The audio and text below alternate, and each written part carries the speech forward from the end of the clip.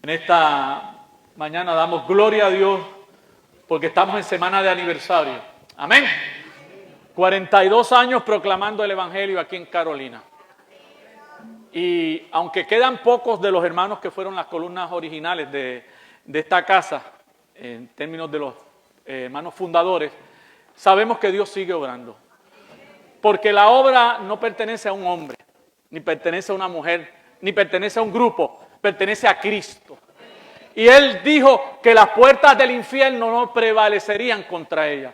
Por eso sabemos que la iglesia va a ser exitosa, no por quien esté al frente, sino por quien nos llamó. Él nos llamó y Él nos va a dar la victoria. Y yo quisiera considerar, ahorita estaremos presentando algunas visitas que están entre nosotros, pero quisiera ir a la palabra en este momento. Busquen en sus Biblias, ya la lectura leída, vamos a volver a leer la segunda de Timoteo, capítulo 1. Segunda carta de Timoteo, capítulo 1.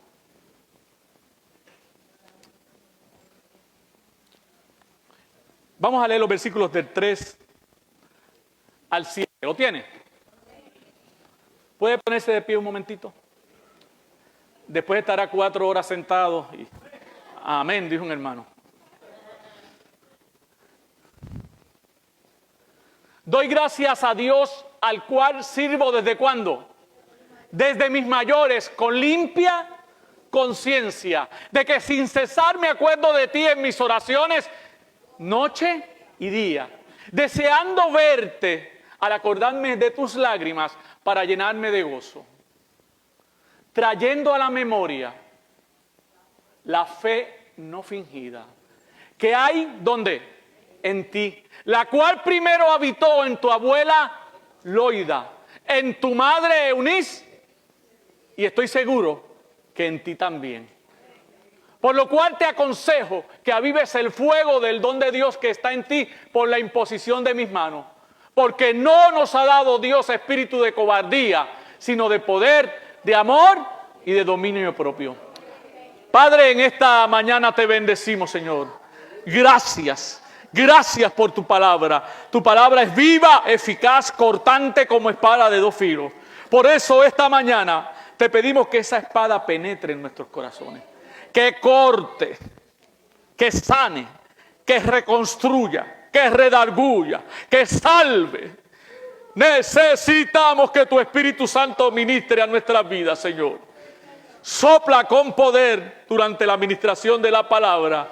Y a ti daremos la gloria y a ti daremos la honra. En el nombre de Jesús. Amén. Amén. Puede sentarse, amado. Comenzamos la campaña de aniversario hablando sobre la familia. Y en estos días este tema para mí ha sido muy, muy latente. Todavía estoy como el arroz aquel que tenía el corazón blandito. ¿Usted se recuerda de ese arroz que tenía el corazón blandito? Así estoy yo con mi corazón blandito. Porque una cosa es saber que algo va a pasar y otra cosa es vivirlo. Sabemos que los hijos se van, pero cuando se van, entonces la cosa es diferente. Y algo que yo he aprendido, que una hermana me ministró en estos días, es que los padres tenemos que ser como Jocabet. Tenemos que saber poner al muchacho en la canasta y ¿qué? Y soltarlo en el río. Sabiendo que el Dios que te llamó va a cuidar de ese muchacho o de esa muchacha. Y confiárselo en manos de Dios. Y confiar que la palabra que tú sembraste va a dar fruto. Porque la Biblia dice que esa palabra no torna vacía. Y yo estoy confiando y aprendiendo a confiar en estos días que mi muchacha está en las manos de Dios. Aunque está lejos, lejos, lejos. Lo que yo sembré, la palabra que yo sembré va a dar fruto. Y que es un proceso que se va dando tiempo a tiempo. Tengo la otra acá en Ponce, que ya me anunciaron que va a pasar lo mismo. Entonces, pues ya tengo la experiencia primera de saber que voy a tener que buscar otra canasta y lanzarla al río. Y en esta mañana yo quisiera que nos enfocáramos en el verso 5 de esa porción que hemos leído. Trayendo a la memoria la fe no fingida que hay en ti, la cual habitó primero en tu abuela Loida, en tu madre Eunice, y estoy seguro que en ti también. Yo le pedí a la familia Serpa que cantara esta mañana, porque estamos en campaña de la familia. Y en realidad empezamos el miércoles, porque el miércoles estuvo una hermana cantando con su niño aquí. Precioso, se lo perdió, el que no estuvo se lo perdió, como dice Israel, se lo perdió. Precioso, parecía de show la forma en que ese niño cantó. Y hoy canta una familia que, aunque acá no habían niños, tienen también componentes pequeños. Porque Pablo le está escribiendo a un muchacho que él conoce muy bien. Su nombre es Timoteo.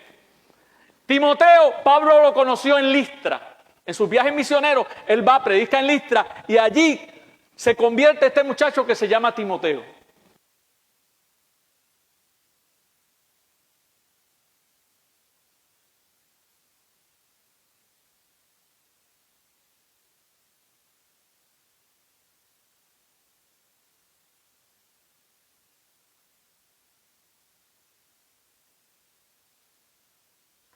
Amén. Ahora, bien.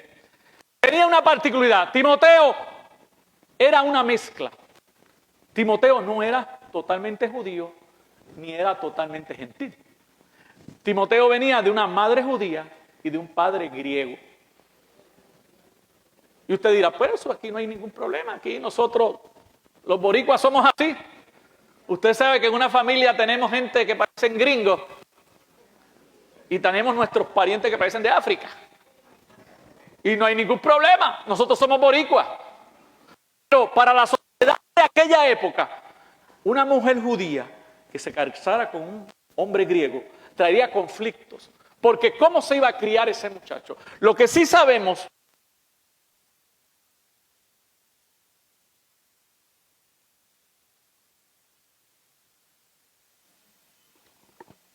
Amén. La barquilla no me falla. La barquilla no falla. Lo que sí sabemos es que aquel muchacho conoció las Escrituras. Que aunque su papá era griego y no permitió que lo circuncidaran, mamá no perdió el tiempo y abuela no perdió el tiempo. Y esta mañana queremos enfatizar el hecho de que la iglesia no sustituye la familia. La iglesia no sustituye la familia. Es más, y queremos puntualizar esto, su primer ministerio es su familia. Su primer ministerio es su familia. Mi primer ministerio no es cualquier posición que yo pueda ocupar en la iglesia. Mi primer ministerio son mis hijas, es mi madre, mis hermanas, mi sobrina. Ese es el primer ministerio. Porque cuando usted mira la lista de requisitos que deben llenar los obispos y los diáconos, ya sea en la primera carta de Timoteo o en la carta a Tito, siempre se enfatiza el hecho de que el candidato o candidata a tomar parte en el ministerio de la iglesia tiene que tener en orden su familia. Pablo dice, si usted quiere ser pastor, si usted quiere ser diácono, usted muy bien, pero quiero saber una cosa. Primero, el que es candidato tiene que ser marido de una sola mujer. No podía ser polígamo, que era el que se practicaba en aquella época. Y tiene que saber gobernar bien su casa. Porque si no sabe gobernar su casa, ¿cómo va a gobernar qué? La casa de Dios. No puede, no puede. Así que nosotros vemos que Pablo enfatiza el hecho de que quien quiera ministrar en la casa de Dios, ¿dónde debe ministrar primero? En su casa. Porque si yo no ministro, no soy ministro, no soy pastor primero en mi casa, yo no puedo ser pastor en la casa de Dios. Ay, hermano, pero es que yo voy a la iglesia para que ustedes le ministren a mi familia. Ok, está bien, la iglesia sí va a ministrar la palabra, la iglesia sí va a evangelizar, la iglesia sí va a edificar, pero el primer lugar donde el muchacho, la muchacha, los hijos, los hombres y mujeres que no conocen a Dios van a recibir el evangelio es en casa. Es en casa. Pablo le dice, yo traigo a la memoria, yo recuerdo que en ti hay una fe, ¿no qué? Una fe no fingida. Podríamos traducir una fe no hipócrita.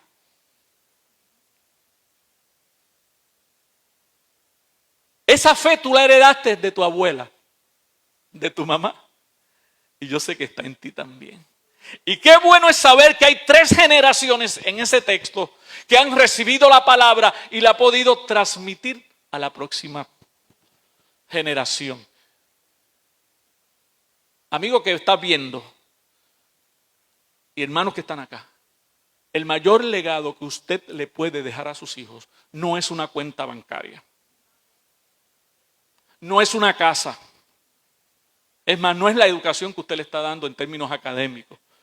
El mayor legado que usted le puede dejar a sus hijos es el evangelio. Porque la casa se puede ir, un terremoto la derrumba. El dinero se lo pueden robar. En una crisis económica los títulos universitarios no sirven para nada. Pero los principios que esos muchachos y muchachas aprenden en casa, basados en la palabra de Dios, esos serán eternos. Esos valores que a veces se le exige a la escuela que enseñe. Ahí está hablando que la escuela tiene que enseñar valores. Yo tengo noticias. Esos valores se los tenemos que enseñar nosotros. No es la escuela. La escuela reafirma, apoya lo que podemos dar en casa. Pero los valores se enseñan en casa, en el hogar. Valores como el respeto, la tolerancia. ¿Son mis padres respetuosos el uno con el otro? ¿Cómo se tratan papi y mami en casa? ¿Cómo se tratan? Esa santidad que despiden el domingo por la mañana se ve en casa de lunes a sábado. Ese trato que papi le da a las hermanas de la iglesia, dice, Dios le bendiga, hermana, qué bueno, ¿cómo está? Se lo da a mami en casa. Le pregunta a mami, mami, ¿cómo tú estás? ¿Cómo te sientes? No hay amén, yo lo sé, amén. Ok, no hay amén. Pero el evangelio se vive en casa primero.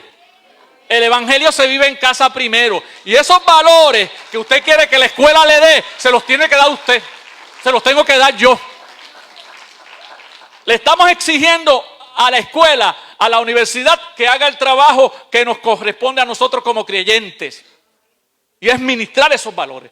El respeto, la tolerancia. Porque se habla de tolerancia. Yo no te soporto. ¿Ha escuchado usted eso? Yo sé que no. Yo no te soporto más.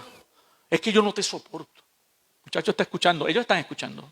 Y cuando traten a sus amiguitos en la escuela, le va a decir, yo no te soporto. Y usted dice, ¿de dónde sacó eso? ¿De dónde lo sacó? Porque te oyó a ti decirle a tu esposa o tu esposo, yo no te soporto. Yo no te tolero más. El respeto, la tolerancia, el perdón. Ay, perdón. Es que papi y mami no se hablan en casa. Papi duerme en un cuarto y mami duerme en otro. O veo a papi dormir en el sofá muchas veces. Y aunque parece jocoso, pero nuestros niños están viendo eso. Y están viendo que cuando hay discrepancias entre personas, se separan. No hay perdón. No hemos aprendido que haya perdón. Y la máxima bíblica dice, ¿cuántas veces, Señor, perdonaré? ¿Cuántas veces eran? 70 veces. O sea, 7 a las 70. 7 a las 70. Ustedes después busquen la calculadora y calcule. 7 a las 70. Pero como en casa yo no veo que el que me la hace me la paga, el muchacho va a aprender que el que me la hace me la paga. Y que cuando alguien no está de acuerdo conmigo, yo no le hablo. Y lo castigo con el silencio, la tolerancia, el amor verdadero. El amor verdadero. Que papi y mami se quieren, aun cuando no siempre están de acuerdo. Porque no vamos ahora tampoco a pintar un cuadro idílico de la familia cristiana. No, en la familia cristiana no hay discusiones. Serán mudos. Que en la familia cristiana no hay diferencias. ¿Quién dijo eso? Mire, en toda relación humana va a haber conflicto. Sea la familia, sea la iglesia, sea el trabajo, sea el gobierno, siempre van a haber conflictos. El problema no es que haya o no haya conflicto. El problema es que yo sepa trabajar con el conflicto. Y no podemos evitarlo, mis amados. No podemos evitarlo. A veces nos hacemos de la vista larga. Y como dicen por ahí, tratamos de meter la basura bajo la alfombra. Y hay asuntos familiares que se tienen que atender, que no se pueden dejar que pase el tiempo. Hay un refrán que no es cierto. El tiempo cura todas las cosas. Eso no es cierto. El tiempo no cura todas las cosas. Hay cosas que nosotros tenemos que trabajarlas.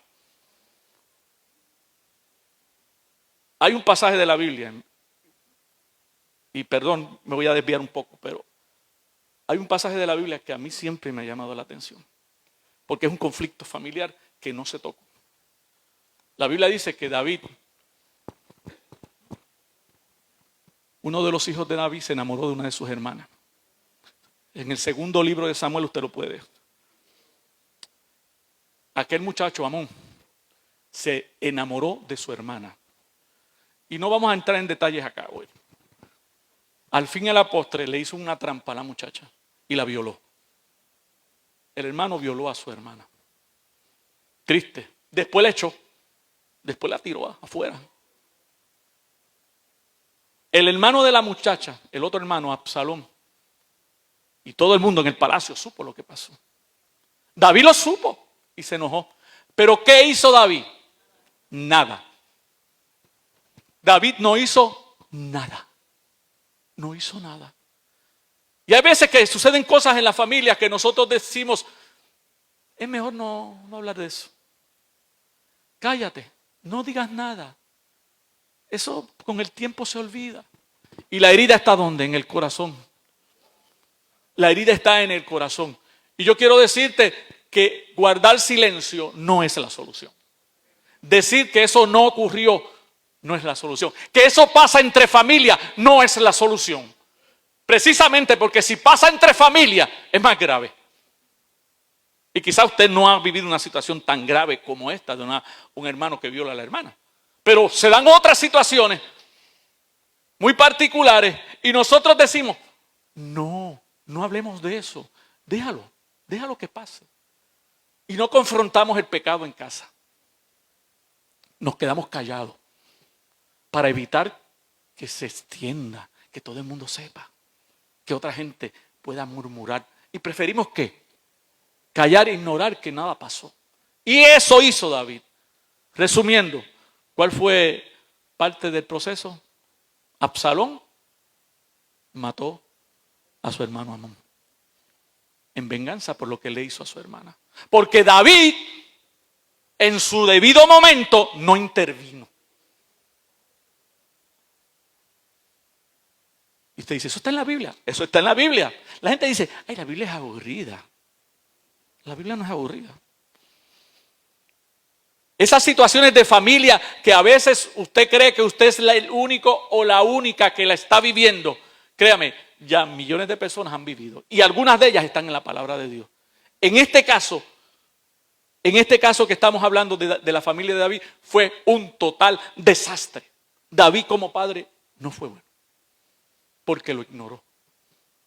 Ignoró el pecado de sus hijos. Y en casa seremos cariñosos, seremos tiernos, seremos amables, seremos tolerantes. Pero cuando hay que enfrentar situaciones, debemos hacerlo. Porque no es el único caso. ¿Se recuerdan de Elí? El sacerdote. Que los hijos hacían barbaridades. ¿Y qué hacía Elí? Nada. Y viene el muchacho que va a ser su pupilo, Samuel, y vio lo que pasaba en casa de Elí. ¿Y qué hizo Samuel? Lo imitó. Los hijos de Samuel también, ¿qué? Hicieron lo mismo. Copió el modelo que él vio en su tutor, en su padre espiritual, lo copió. Veían sus hijos hacer y ellos no hacían nada. Pasaban situaciones dentro de la familia y todo el mundo callado. No hablemos de eso. Pero esta mañana yo quiero traer un mensaje más que de señalamiento, de esperanza. De decirte que si en tu familia han pasado cosas así, hay esperanza. Porque servimos a un Cristo que reconstruye familia. A un Cristo que transforma familia. A un Cristo que no ve más allá de mi pecado. Interviene. Que el proceso puede ser doloroso. Sí. Porque para resolver conflictos, mis amados, va a haber que hacer ajustes. Para resolver conflictos, vamos a tener que sentarnos cara a cara. Mirarnos cara a cara y decirle, esto es lo que yo siento con lo que tú me dijiste. Esto es lo que yo siento por lo que tú hiciste. O la otra persona te lo va a decir a ti también. Y entonces tiene que venir el proceso de reconciliación. Y esos son procesos. Pero mientras nosotros nos mantengamos callados y calladas, esos procesos no se dan. Simplemente se ocultan debajo de la alfombra y vienen a relucir en la iglesia. Porque de la forma en que yo veo que se comporta en mi familia, yo me voy a comportar acá en la iglesia. Repercusión en la iglesia. Lo que pasa en casa repercuye aquí en la congregación. Yo puedo que me vista muy bonito, me puse mi chaquetita hoy con este calor y me bañé y todo eso. Y puedo aparentar que todo va bien, que en mi casa todo está bien. Gloria a Dios, aleluya, Dios te bendiga. Pero lo que pasa en casa va a entorpecer mi servicio aquí. Jesús dijo, si tú te acercas al altar a traer tu ofrenda y recuerda que tu hermano tiene algo contra ti, ¿qué vas a hacer con la ofrenda? Déjala, reconcíliate con tu hermano y entonces ¿qué? Amén. Entonces, ¿qué quiere decir? Que mis relaciones interpersonales tienen mucho que ver con mi adoración. Que a Dios le importa más cómo yo trato a mi familia que cómo yo canto en la iglesia.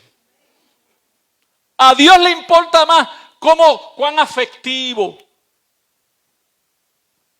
cuán empático soy yo con los problemas que tiene mi gente, los que tienen mi sangre. Que a Dios le importa más cómo yo los trato a ellos que cómo yo predico aquí esta mañana. Le importa mucho más eso. Porque si eso no está bien, lo que estoy haciendo esta mañana, Él no lo va a recibir. No lo va a recibir. Y a veces creemos que el culto va a resolver los problemas en casa. El culto no resuelve los problemas en casa. Los problemas en casa tengo que trabajarlos yo. Tengo que trabajarlos yo. Yo sí puedo esta mañana recibir una palabra de esperanza, una palabra de fe, diciéndome, mira, ese problema, esa situación que tú tienes en tu casa, Cristo la puede resolver. El Espíritu Santo cambia corazones, transforma vida, claro que sí. Aquí hay familias que pueden dar testimonio de eso. Pero diciendo que no pasa nada, ocultándome y diciendo, yo no sé qué está pasando en casa, no sé.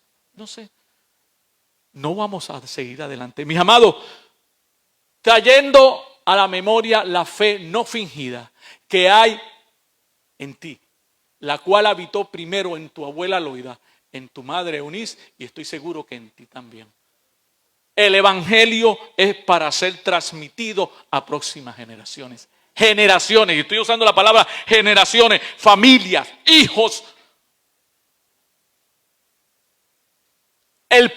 La primera persona o la primera gente que yo debo contemplar como objeto de mi evangelización son mi familia. Porque predicarle al vecino o predicarle a mi compañero de trabajo cuando en casa las cosas no están bien, hay problemas. Hay problemas. Cristo debe ser no un huésped invisible. Ustedes recuerdan ese letrerito que ponían en unas casas cristianas. Cristo es huésped invisible en esta casa. Y ese era el problema, que era invisible. Nadie lo veía por allí. El problema es que era tan invisible que no hacía nada en esa casa. Estaba en el letrerito, en el letrerito. Y Cristo no puede ser un huésped invisible en nuestras casas. Cristo quiere ser Señor de nuestras casas. Él quiere que tú y yo esta mañana podamos decirle, Señor, mi casa no está bien. Y quizás yo tengo mucho que ver con eso. Sí, porque no es tampoco ahora como en el Edén, la mujer que me diste. Y la mujer, yo no, la serpiente. Y la serpiente miró para el lado y no había nadie. No, yo tengo responsabilidad. En todo conflicto yo tengo responsabilidad. De una u otra manera yo tengo algún tipo de responsabilidad. Así que yo voy a asumir mi responsabilidad como padre de familia, como sacerdote del hogar. Y decir, Señor, perdóname. Y decirle a mi esposa, a mis hijos, perdonen, yo no he hecho lo que tenía que hacer. No he sido lo diligente que he tenido que hacer. No he sido lo cariñoso que he tenido que hacer. Les he provisto de muchas cosas materiales. Pero del amor, el cariño, el tiempo que ustedes se necesitan, no se los he dado. Y esta mañana yo quiero que usted observe que en la Biblia hay un sinnúmero de familias que están ahí en la palabra. Y vuelvo y repito, la Biblia está ahí para que usted vea esas familias. Familias que tenían los mismos conflictos que nosotros. Usted tiene familias como la de Moisés. La hermanita que lo cuidó a Moisés y eso, que veló que los cocodrilos. Después, más tarde, muchos años, se puso a qué. Ay, eso no pasa, hermano. Sí, la hermanita de Moisés, María o Miriam, depende de la versión que usted tenga, murmuró contra Moisés. Porque Moisés se buscó una esposa que no era muy blanquita, que digamos. Murmuración en la familia. Y como decía el maestro esta mañana, eso le costó a mí, eso le costó a María, por estar murmurando de su hermano. Tenemos familias donde había predilecciones, ¿o no? En su casa hay predilecciones. Hay el nene es de papi y la nena es de mami. O este es el de papi, este es el de mami. En la familia hay varias, en la Biblia hay varias familias, ¿se recuerdan? Jacob y Esaú. Isaac decía que Esaú es el mío, porque es deportivo, atlético, ese es el que es, mira muchacho, un macho de verdad. Y la esposa que decía, no, Jacob, porque Jacob siempre está en casa, es el que me ayuda, hasta, mira, sabe cocinar muy bien, este muchacho es un muchacho bueno. Y eso creó que división en esa familia. Eso trajo sus consecuencias. Que Dios, a pesar de esas divisiones, Dios en su plan lo dirigió todo a bien, amén. Pero hubo unos procesos ahí que no eran necesarios pasarlo. ¿O qué me dicen de José y sus hermanos? Ahí la cosa fue más grave. Porque ahí llegó un momento que hablaron de matar a José. Lo iban a matar. Si no fuera porque uno de los mayores dijo, no, espérate, no, es hermano de nosotros, no podemos matarlo. Vamos a venderlo mejor. Solución. No matamos, pero vendemos. Sí, ganamos. Esas son las familias que hay esas son las familias. O vamos a casa de Lázaro, María y Marta. Marta metía en la cocina. Porque llegó Cristo con todo su corillo. Esos 12 que comían. Sí, entonces Pedro quería café, el otro quería chocolate. Que sí, mira, que prepárate los sanduchitos. Y Marta afanada en la cocina. ¿Y dónde estaba María? El embaje. Y sale aquella a disparar porque no tenía pelo en la lengua. Mira, Señor, mira esa vaga. Esa vaga. Yo allá sudando la gota gorda en la cocina y ella ahí. Esas son familias de la Biblia. Estamos hablando de familias de la Biblia. No estamos hablando de gente idílico. Quítese esa impresión de que las familias cristianas son familias perfectas. No lo somos. No lo somos. Vamos a tener conflictos, vamos a tener problemas, va a haber situaciones. La pregunta es, ¿cómo voy yo a enfrentar esas situaciones? Cuando lleguen esas crisis a tu vida, cuando lleguen esas crisis a mi vida, ¿qué va a pasar? ¿Voy yo a simplemente hacerme de la vista larga? ¿A desechar mi familia? ¿A huir? Porque hay quienes huyen. Hay quienes huyen. ¿O voy a quedarme y voy a enfrentar la situación como manda la palabra de Dios? De frente a frente, con palabras que edifiquen, sin insultos, sin maltrato, sin abuso. Porque tenemos el fenómeno. Y voy a hablar a los hombres. De que usamos la palabra para maltratar, para abusar. Y la palabra no se usa para maltratar ni para abusar. No, porque la palabra dice.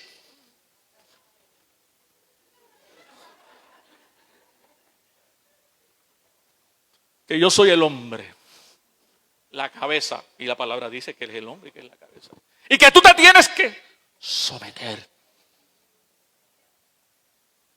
Entonces, usamos versículos que sí lo dice la Biblia. Y no estamos diciendo que la Biblia no diga eso. La cuestión es la interpretación que se le da a ese texto. Y segundo, la forma en que lo usamos. La forma en que lo usamos. Para ser dictadores y abusadores en casa. Y Dios no auspicia abuso. Dios no auspicia abuso. Ni maltrato. Un hermano. Hay mujeres. Santo. Un hermano. O una hermana, porque a veces el abuso es del otro lado. Sí, también. No, hay que ser justo. Hay que ser justo. El abuso viene del otro lado. Mira, sobago, mandulete. Y la palabra dice que por toda palabra ociosa que salga de mi boca, yo voy a dar cuenta. Yo voy a dar cuenta, mi amado. Usted va a dar cuenta por todo insulto, por todo, aunque use textos bíblicos para hacerlo. La pregunta es con qué intención y en qué forma yo lo hago. ¿Cuál es mi intención? ¿Cuál es mi forma? Necesitamos, mis amados, gente que reconozca no solamente unos versículos que nos convienen, sino toda la palabra de Dios. Dios dice que sí, que el hombre es cabeza. Dios dice que el hombre es el sacerdote. Lo dice la palabra.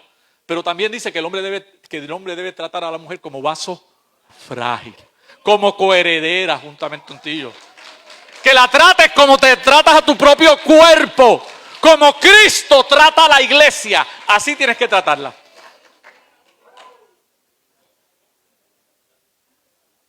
Que cuando a veces se mete el feminismo, que trata de desbancar al hombre, porque también lo hay. Hay feminismo evangélico. Ajá, ahora no hay amén. Ahora no hay amén. Hay feminismo evangélico donde quieren desbancar al hombre y él es la cabeza, pero yo soy el cuello que la muevo.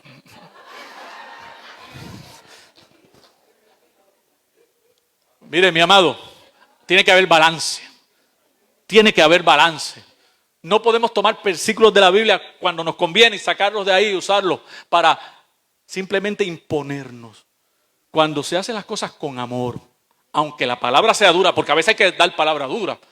A veces que, como decíamos ahorita, como no lo hizo David, tenemos que ir y dar palabra dura. Pero si se hace con amor, la gente sabe cuando las cosas se hacen con amor y no cuando se hace simplemente para ganar una discusión. Porque queremos ganar la discusión. Y a veces en ese afán de ganar la discusión decimos cosas de las cuales después nos vamos a arrepentir. Nos vamos a arrepentir. Nos vamos a arrepentir. Así que mejor estar lleno del Espíritu Santo para que el Espíritu nos controle. Y decir que el Espíritu Santo me controla no es manifestar dones carismáticos en la iglesia, es manifestar a Cristo donde quiera estemos. Mejor en casa. Yo he usado esta ilustración muchas veces, pero creo que es la intención. La intención como las que se dicen las cosas de aquella iglesia luterana que tenía un pastor que todos los domingos le predicaba del infierno. Todos los domingos del infierno. Y él como que se saboreaba. Se van a ir todas las pailas. Van a arder como chicharrones. Y todos los domingos, dale con. Entonces, la junta de la iglesia se reúnen al obispo. Dice, mire, señor obispo, tenemos esta situación. Este pastor todos los domingos y dale con el infierno, y dale con el infierno, y dale con el infierno. Pues, el obispo hizo sus cambios. Dice, pues está bien, vamos a enviar otro pastor. Sacan al pastor y envían otro pastor. Después de varios meses, todo tranquilo. No, el obispo no recibió ninguna llamada, ninguna queja. El obispo dijo, pues este domingo voy a pasar por la iglesia a ver cómo está la cosa. Y llegó, se sentó en la parte de atrás. Y cuando el pastor empezó a predicar, ¿sabe qué estaba predicando? Del infierno. Entonces llamó a la junta y le dice, pero espérate, ustedes me hicieron que yo les cambiara a aquel pastor porque aquel pastor le predicaba del infierno. Y ahora llego a la iglesia y encuentro que este pastor le está predicando del infierno y ustedes no se quejan. Y dice, no, porque predicaban de forma diferente. Aquel cuando nos predicaba del infierno parece que quería que nosotros estuviéramos allí. Pero este predica con lágrimas en los ojos. Que tenemos que huir del infierno. Que ese no es tu lugar. Que no es el sitio donde quiere Dios que tú estés. Que para eso vino Cristo, para librarte de esa tortura. La actitud. Quizás era el mismo mensaje, pero la actitud del que estaba hablando era otra. Y nosotros en nuestras casas tenemos que tener cuidado.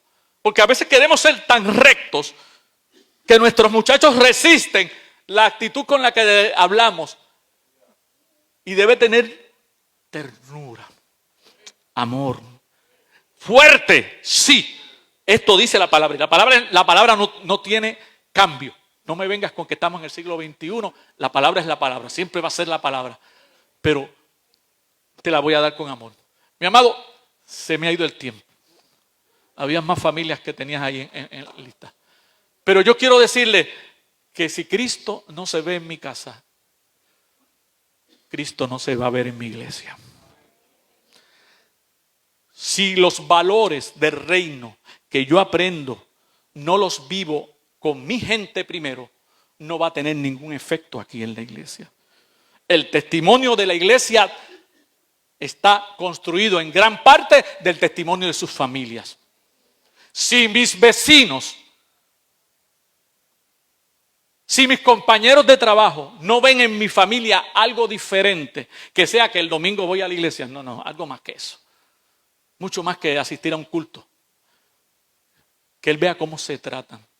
Los primeros cristianos tenían una particularidad. Se amaban. La gente sabía que habían estado con Cristo porque se amaban. Veían cómo se amaban. Y eso le daba una distinción. Mi amado, que sea el amor de Dios el que distinga nuestras vidas. Que sea el amor de Dios lo que fluya. Que cuando tenga que decir una palabra fuerte, la voy a decir. La voy a decir. Pero lo voy a decir con temor y temblor en mi corazón, queriendo, ansiando, anhelando que el que escucha la palabra la reciba y sea transformado por ella y sea bendecido por ella. No simplemente dar un mensaje de juicio para que el otro simplemente te gane la discusión, te calle la boca, vete. No. Yo quiero reconciliación. Yo quiero que la familia de Dios en la iglesia sea la misma familia que está en la casa. Cuando eso pase, mi amado, va a llegar mucha gente, mucha más gente. Porque, como decía el otro día, el testimonio de una persona puede ser poderoso, positiva o negativamente. Y el mundo nos está mirando. El mundo quiere atacar, está atacando a la familia. Hay una agenda contra la familia, la hay. Se ha redefinido la familia. Porque la familia tal como la enseña la palabra, no la quieren. Esa no la quieren. Quieren otra familia. Quieren otra cosa que ellos llaman familia. Y si nosotros no vivimos a la luz de la palabra, nos van a ganar esa batalla. Nos las van a ganar. Así que mantengámonos firmes en la palabra. Que Cristo no sea un huésped invisible, sino que sea una realidad constante en nuestras relaciones. Que nuestros hijos, cuando usted, como yo, empiece ya a echar plata en el pelo, miren hacia atrás y digan, lo que papi me dijo era verdad. Lo que papi me enseñó era cierto. Aunque papi tendría un montón de defectos, pero papi sembró en mí la palabra de Dios y ahora se está dando fruto. Siembre la palabra en casa, viva la palabra en casa, y cuando se reúna la casa de Dios, esto va a ser glorioso acá. Amén. Padre, en esta mañana te bendecimos. Te damos gracias, Señor, por tu palabra. Tu palabra es viva y eficaz, cortante como espada de dos filos.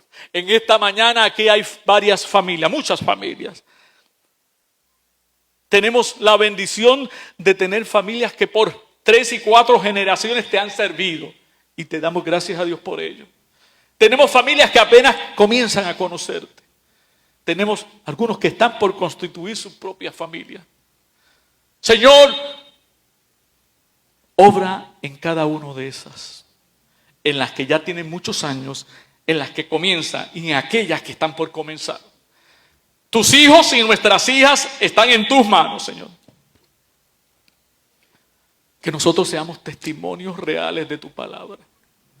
Que no haya diferencia entre lo que ven en la iglesia y lo que ven en casa, Señor. Que mis hijos, nuestros nietos, nuestros sobrinos, puedan encontrar en nosotros esas personas de confianza a las cuales acercarse cuando tienen problemas. Que no busquen en el mundo lo que podemos dar en casa, Señor. Mira los matrimonios de esta casa.